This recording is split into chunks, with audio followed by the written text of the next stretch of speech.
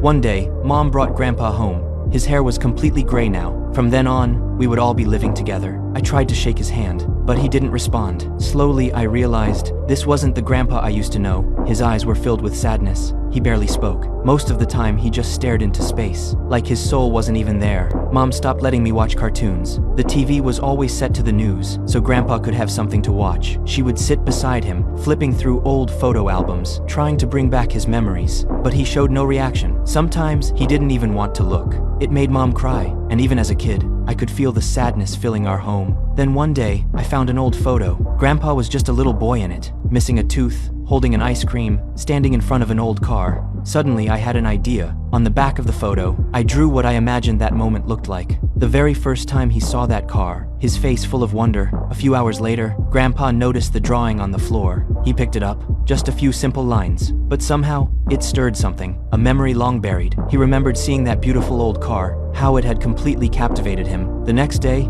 I found another photo. Grandpa and his friends riding bicycles. Again, I drew a different angle of the scene on the back. After I left, he picked it up on his own. And just like that, he remembered the joy of riding with his friends. Seeing a hint of expression return to his face, I kept going. I found a photo of Grandpa and Grandma. This time, I drew the moment he first fell in love with her. I handed it to him directly, and it worked. He remembered their first date, and the woman he had loved his whole life. For the first time, he smiled at me. Day by day, with these little reminders, Grandpa began to piece his life back together. His final days were no longer empty or lost. Until one night, he suddenly got sick. He kept trying to leave the house, as if something urgent was waiting for him. Mom struggled to calm him down. I quickly grabbed the photo album and showed him another picture. It was him, his wife, and their newborn daughter. On the back, I had drawn him, holding his crying baby. It worked again. He remembered that moment, the joy of becoming a father. Then he looked at the woman in front of him and finally recognized her. Slowly, he reached out and held his daughter's hand.